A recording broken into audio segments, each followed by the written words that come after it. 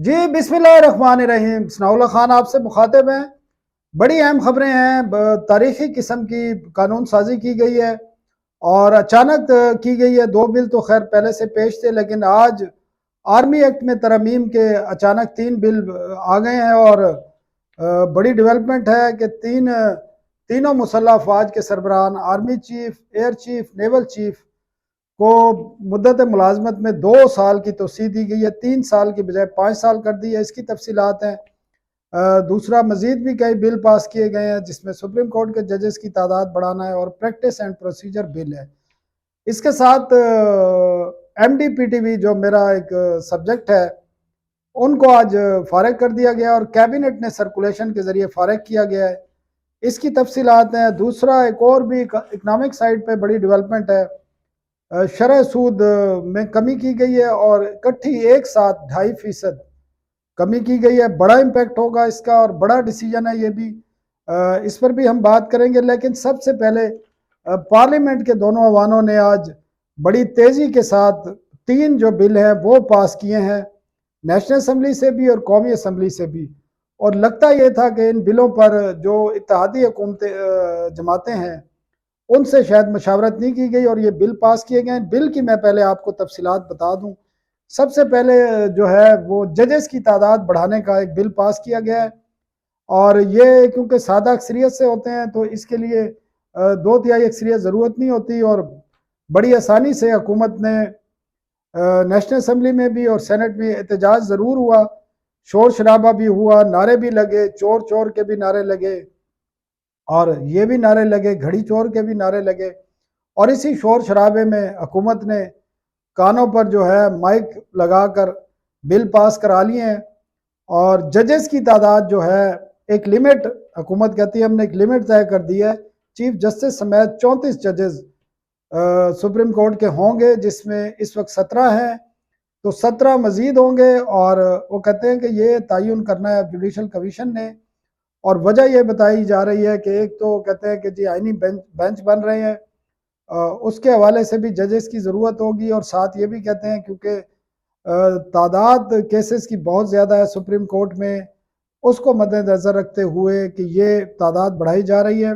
बड़ी इंटरेस्टिंग बात है कि हमारे पड़ोस में भारत, और हम ज़्यादातर अपनी चीज़ों का मुवाजना भारत से ही करते हैं, तो भारत में सुप्रीम कोर्ट के जजेस की तादाद 33 है, लेकिन वहाँ आबादी तकरीबन 1.5 अरब है, हमारी आबादी है 25 करोड़, तो वो मुवाजना बनता नहीं है और यहाँ अब जजेस करने जा रहे हैं 34। हुकूमत ये समझती है कि जो वजूहात मैंने बता दी हैं, एक तो तादाद ज़्यादा है, जो फिर बाकी बेंचेस बनते हैं मुख्तलिफ शहरों में वहाँ पर जजेस दस्तयाब नहीं होते, केसेस बढ़ते जा रहे हैं और आइनी बेंच भी बन रहे हैं, तो वो फिर उसकी वजह से इसको इन्होंने तादाद बढ़ाने का जवाज़ बनाया है और केसेस ज़्यादा हैं, 60,000 हैं, पेंडिंग केसेस बहुत हैं। इसकी वजह से ये हुकूमत का ये मौक़िफ़ है, लेकिन अपोजिशन का मौक़िफ़ ज़रा डिफरेंट है। वो समझते हैं कि हुकूमत जो है अपने मनपसंद जजेस जो है ऐसे जजेस तैनात करना चाहती है जो उनकी डायरेक्शन पे चले, जो हुकूमत की डायरेक्शन हो या कोई और एजेंडा हो उसकी तरफ वो आगे बढ़ें।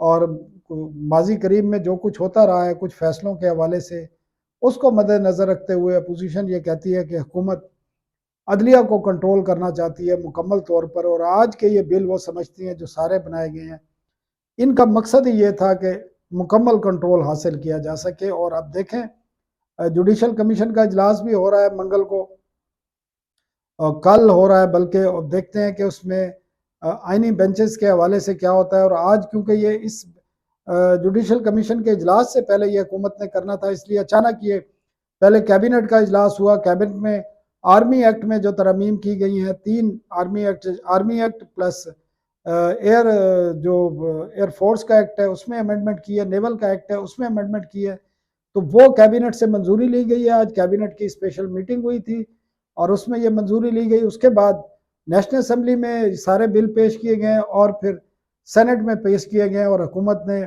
उससे, बल्कि कैबिनेट के बाद पार्लिमानी पार्टी हुई है नून लीग के बाद, और जब ये खबरें चली हैं कि हुकूमत ये बिल पास कराना चाह रही है तो इत्तेहादियों को फिर इत्तेहादी नाराज़ हुए, उनको मनाया गया और ये सब कुछ ये तमाम, फिर प्रैक्टिस एंड प्रोसीजर जो ऑर्डिनेंस था वो बिल की सूरत में लाया गया, उसमें कुछ अमेंडमेंट भी की गई हैं, वो भी आपको बताएंगे। तो ये तमाम चीज़ों की ज़रूरत क्यों थी, मेरे ख्याल में ये बताने की ज़रूरत नहीं है कि क्यों ज़रूरत थी ये, और हुकूमत क्या चाहती है और इससे क्या निकलने वाला है। और आने वाले दिन जो है जुडिशल कमीशन के बाद बड़े इम्पॉर्टेंट होंगे, जब जुडिशल कमीशन जो बनाएगा आईनी बेंच, तो उससे बातचीत बहुत सारी चीज़ें खुलकर सामने आएंगी कि सुप्रीम कोर्ट इस वक्त कहाँ खड़ी है, chief justice of Pakistan Yahya Afridi कहाँ खड़े हैं। कल का दिन भी बड़ा अहम है, आज का दिन तो अचानक अहम हुआ है कि जब बना दिए गए। और दूसरा जो एक्ट है, जो 3 एक्ट पास किए गए हैं आर्मी के हवाले से, एयरफोर्स के हवाले से और साथ ही नेवी के हवाले से, तीनों सर्विसेज चीफ की जो मुद्दत मुलाजमत है वो 3 साल क्योंकि थी पहले, और उसमें उसको 5 साल कर दिया गया है। और आर्मी चीफ ने, बाकी का तो मुझे नहीं पता अंदाज़ा, नेवल चीफ और एयर चीफ ने कब रिटायर होना है। एयर चीफ को तो पहले ही एक्सटेंशन मिली है 1 साल की, तो अब उनको मजीद मजीद तो नहीं कह सकते, अब वो उनकी जो टेनोर है वो 5 साल कर दिया गया है। ये क्यों किया गया, इसमें एक तो हुकूमत का मौक़िफ़ है, ये पर्सनल स्पेसिफिक नहीं है, ये तीनों सर्विसेज चीफ को एक्सटेंशन मिली है, उनका ये मौक़िफ़ है। क्योंकि सुप्रीम कोर्ट में पर्सनल स्पेसिफिक जो लॉज हैं, एक्ट है, वो पहले भी कई दफ़ा कलादम हो चुके हैं। तो हुकूमत को ये डर है कि ये भी कलादम ना हो जाए, लेकिन उन्होंने इसमें बाकायदा स्पेस रखी है कि तीनों सर्विसेज चीफ को एक्सटेंशन दिए। लेकिन ये कोई नहीं बताया कि इसकी ज़रूरत क्यों थी, इसके इम्पेक्ट क्या आएंगे मुल्क पर, मुल्क की मीशत पर, मुल्क के डिफेंस पर, मुल्क की सिक्योरिटी पर और मुल्क की पॉलिटिकल सिचुएशन पर क्या इम्पेक्ट आएंगे। लेकिन लगता यह है कि क्योंकि अब आर्मी चीफ, उन्होंने अगले साल रिटायर होना था नवंबर 2025 में, अब उनकी जो मुद्दत है फ़िलहाल जो इस एक्ट के तहत, वो नवंबर 2027 हो गई है। उस वक्त तक वो आर्मी चीफ रहेंगे। और आपको पता है कि तहरीक इंसाफ को इस हवाले से बड़े खदशात हैं, हालांकि ख़ुद उन्होंने अपने दौर में जनरल बाजवा को एक्सटेंशन दी, बल्कि यहाँ तक कहा गया कि उनको ताहयात एक्सटेंशन की भी बात की जाती थी, बल्कि उनको एक लफ्ज़ कहा जाता था, मैं तो नहीं कहता था, कि वो बाप की तरह होते हैं। तो भाई सब इस हमाम में सब नंगे हैं। और वो नौकरी की ते नखरा की वाली बात है। और सबको पता है कि किस किस्म का निज़ाम है, किसके सहारे पर ये पूरा निज़ाम खड़ा है और किसने इनको चलाना है, किस तरह चलाना है, डिसीजन किस तरह हो रहे हैं और लोग किसकी तरफ देखते हैं, तो ये सबको पता है। लेकिन आज का ये दिन जो है, ये पाकिस्तान की तारीख में, माजी में भी ये होते रही हैं चीज़ें। इससे फ़ौज का जो स्ट्रक्चर है, जो ढांचा है, वो भी बुरी तरह मुतासर होता है, माजी में भी होता रहा है। कई जो जर्नल जो सारी उम्र एक सेकंड लेफ्टिनेंट से भर्ती होते हैं, हर एक की ख्वाहिश होती है, जिस तरह सिविल सर्विस में एक CSS के एग्ज़ाम के बाद एक ब्यूरोक्रेट 17 ग्रेड में आता है, तो उसकी ख्वाहिश होती है कि जब मेरी रिटायरमेंट हो तो मैं 22 ग्रेड में रिटायरमेंट हो। तो इसी तरह आर्मी में जो लोग भर्ती होते हैं, जो ख़ासकर सेकंड लेफ्टिनेंट पे काकूल अकेडमी में या किसी और कोर्स में आते हैं, तो उन सब की ख्वाहिश होती है कि वो 4 स्टार जनरल के तौर पर रिटायर हों। और इसमें इंटरेस्टिंग बात है, मैं अगर ये पढ़ के सुनाऊँ आपको, ये ज़रा पढ़ना ज़रूरी है। Army chief, naval chief, air chief की मुद्दत मुलाजमत 3 साल से बढ़ाकर 5 साल की गई है इसके तहत। और आर्मी एक्ट तरमीम के मतन के मुताबिक, जो मतन है उसका, आर्मी चीफ की मुद्दत मुलाजमत 5 साल होगी। जनरल की रिटायरमेंट की उम्र और सर्विस की हद का इतलाक आर्मी चीफ पर नहीं होगा। तो मतलब है जो नॉर्मल जर्नल होंगे 4 स्टार, जिसमें chairman joint chief of staff committee होती है, वो अपने उसी रूटीन में रिटायर होंगे, और लेकिन आर्मी चीफ पे उसका इतलाक नहीं होगा। इसका इतलाक जो है आर्मी चीफ की तकरीरी की मुद्दत दोबारा तकरीरी या तो सी पर भी नहीं होगा। अपनी मुद्दत में आर्मी चीफ बतौर पाकिस्तान आर्मी के जनरल खिदमात सर अंजाम देता रहेगा। पाकिस्तान नेवी तरमीमी बिल के तहत नेवल चीफ की मुद्दत मुलाजमत भी 5 साल होगी। एडमिरल की रिटायरमेंट की उम्र और सर्विस की हद का इतलाक नेवल चीफ पर नहीं होगा। इसी तरह ये एयर चीफ का भी इसी तरह की सिचुएशन है। तो इन्होंने नज़र कहाँ रखी थी, ज़रूरत इनकी क्या थी, फ़ायदा सबको हो गया है। और ये तीनों आपकी जो सर्विसेज हैं उसका जो ढांचा है वो इससे मुतासर होगा, जो पहले ही माजी में भी होता रहा है, ये पहली दफ़ा नहीं हो रहा। और मौलाना फजल रहमान ने भी ये कहा है कि ये इंतज़ामी मामला है, उसको उन्होंने इनको इंतज़ामी मामला हुआ और उन्होंने माजी से भी जोड़ा है कि माजी में भी ऐसा होता रहा है, ये पहली दफ़ा नहीं हुआ। लेकिन उन्होंने इस पर जो है किसी इत्मीनान का इजहार नहीं किया। अच्छा, इसके साथ ना अब प्रैक्टिस एंड प्रोसीजर जो बिल है वो भी मंजूर किया गया है। और कहा जी चीफ जस्टिस सुप्रीम कोर्ट के सीनियर जज और आइनी बेंचेस के सेक्रेटरी सीनियर तरीन जज पर मुश्तमिल कमेटी बेंचेस तश्कील देगी। प्रैक्टिस एंड प्रोसीजर जो मंजूर किया गया है उसके मतन के मुताबिक है सुप्रीम कोर्ट में मौजूदा आइनी मुकदमात, मामलात, दरख्वास्त, अपीलें, नज़रसानी और दरख्वास्तें आइनी बेंच निपटाएगा। ठीक है जी। चीफ जस्टिस सुप्रीम कोर्ट के सीनियर जज और आइनी बेंचेस के सीनियर तरीन जज पर मुश्तमिल कमेटी बेंचेस तश्कील देगी। आइनी बेंचेस का सीनियर तरीन जज नामजद ना हो तो committee chief justice supreme court के सीनियर तरीन जज पर के बारे में फैसला करेगी। अगर चीफ जस्टिस और सीनियर तरीन जज आइनी बेंच में नामजद हैं तो आइनी बेंच का सीनियर तरीन जज कमेटी का रुकन होगा। अगर कोई रुकन बेंच में बैठने से इनकार कर दे, ये बड़ी इंपॉर्टेंट है, अगर कोई बेंच जिसको जुडिशल कमीशन मुंतखब करता है वो इसको इनकार कर दे तो चीफ जस्टिस किसी और जज का आइनी बेंच के रुकन को कमेटी का रुकन नामजद करने का कहेगा। कमेटी अपने काम का प्रोसीजर तय करेगी। प्रोसीजर बनने तक कमेटी का इजलास चीफ जस्टिस तलब करेंगे। आइनी बेंच में जज की दस्तियाबी पर तमाम सूबों से जजेस की बराबर तादाद होगी। इसके ये एक बिल हुआ है, इसके साथ साथ इस्लामाबाद हाई कोर्ट के जजेस की तादाद भी 9 से बढ़ाकर 12 की गई है, उसका बिल भी अलहदा से पास हुआ है। तो ये बड़ा हैवी एजेंडा था जो अचानक आया है। हालांकि हुकूमत ये कहती है कि हमने इस पर कंसल्टेशन की है, लेकिन मीडिया है, हम सारा दिन इसी काम के पीछे भागते हैं, हमने कहीं कंसल्टेशन नहीं देखी। लेकिन एक बात मुझे आज के इस सारे प्रोसेस से, मैं क्योंकि खुद मौजूद था नेशनल असम्बली में, सेनेट में, तमाम चीज़ों को देख रहे थे, मुझे इस बात से आज, क्योंकि मुझे 30-32 साल हो गए, सियासतदानों ने नहीं सीखा, किसी चीज़ से नहीं सीखा। आज भी वो वहीं खड़े हैं जहां वो पहले मार्शल लॉ के वक्त खड़े थे, अयूब के मार्शल लॉ पे खड़े थे, जनरल ज़ियाउल हक के मार्शल लॉ पे खड़े थे, जनरल मुशर्रफ के मार्शल लॉ पे खड़े थे, जनरल बाजवा का जो एक दौर था वहां पे खड़े थे, पीटीआई जहां पे खड़ी थी, बाकी जमातें जहां पे खड़ी थी। आज भी सियासतदान उधर ही खड़े हैं, नहीं सीखे। और आज भी अब इनकी लीगलिटी का भी इशू है। आपको पता है पीटीआई समझती है कि इन 45 फॉर्म 45 और 47 के तहत ये हुकूमत बनाई गई है, लोगों को जिताया गया है। वो नवाज शरीफ के बारे में भी दावा करते हैं, वो भी हार गए हैं। तो ये तमाम चीज़ें जब देखी जाती हैं तो ये वो कहते हैं कि शहबाज शरीफ की जो हुकूमत है कि वो एक ऐसी कश्ती में सवार है कि उसमें सुराख हुए हैं जिनको ज़बरदस्ती बंद किया गया हुआ है। तो जिस दिन वो हाथ उन सुराखों से हटा लिए गए या पाँव उधर से हटा लिए गए तो वो कश्ती डूब सकती है। तो सियासतदानों को सीखना चाहिए कि सिर्फ इक़्तिदार में रहना सियासत नहीं है। बदकिस्मती है हमारे मुल्क में कि सियासतदान सिर्फ समझते हैं किसी भी तरीके से इक़्तिदार में रहना सिर्फ सियासत है, फिर उसी पे खिदमत हो सकती है। अपोजिशन भी खिदमत करती है, सियासी जमातें रहती हैं अपोजिशन में। आज पीटीआई ने इन बिलों पर एहतजाज किया शदीद है, और ये जमहूरी अमल है, इसमें कोई इशू नहीं है। उनके तादाद नहीं थी, वो उसको रोक नहीं सकते थे, लेकिन उन्होंने एहतजाज किया अपना। लेकिन सियासतदानों को आज मुझे अफसोस हुआ कि आज भी वो नहीं सीखे। उन्हें नहीं पता आज भी कि जमहूरियत क्या चीज़ है। जमहूरियत सिर्फ ये नहीं है कि आपने इक़्तिदार हासिल करना है किसी भी तरीके से और उसको तवाम देना है, उसको बरकरार रखना है और उसके लिए हर वो काम करना है जो उनके इक़्तिदार को तूल दे। तो यही मुझे नज़र आया। दूसरा, मैं रोज़ाना ख़बर करता हूँ पीटीवी के हवाले से, क्योंकि हज़ारों मुलाजमीन हैं वहाँ पर इंतज़ामी और फाइनेंशियल एक क्राइसिस है और जो आज से नहीं है, बहुत पुराना चल रहा है और वो कम होने की बजाय उसमें इजाफ़ा हो रहा था।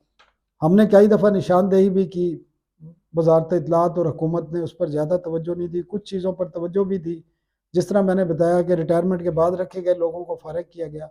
अब आज वफाकी काबीना ने सर्कुलेशन के ज़रिए पीटीवी के एमडी है जो इंफॉर्मेशन ग्रुप ग्रेड 21 के अफसर हैं, सीनियर अफसर हैं, बल्कि सीनियर मोस्ट जो 3 अफसर हैं उनमें शामिल हैं, सेकंड पे हैं वो, उनको ओहदे से कैबिनेट ने हटाया है थ्रू सर्कुलेशन समरी, और उनकी जगह जो सेक्रेटरी इत्तलात हैं जो मुबशिर तोकीर साहब से सर्विस में जूनियर हैं उनको चार्ज दिया गया है।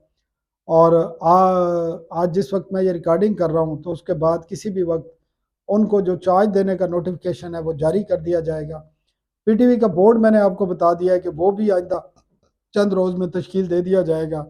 तो तवक्को हमें यह है कि जो कानून कहता है पीटीवी का, क्योंकि कारपोरेशन है, कंपनी एक्ट के तहत रजिस्टर्ड है, और उस कंपनी एक्ट के तहत कोशिश ये वजारत इत्तलात को करनी चाहिए जो कानून कहता है कि जितनी जल्दी हो सके पीटीवी एमडी की पोस्ट जो है प्राइवेटाइज उसको इश्तिहार दिया जाए, और एक कम्पिटेंट आदमी जो समझता हो कि इस किस्म के इदारे को चला सकता हो, इंटीग्रिटी वाला हो, ऑनेस्ट हो, तो और स्टैंड ले सकता हो, गलत काम के जो अहकामात हैं उस पर स्टैंड कर सकता हो, उसको वो रखेंगे।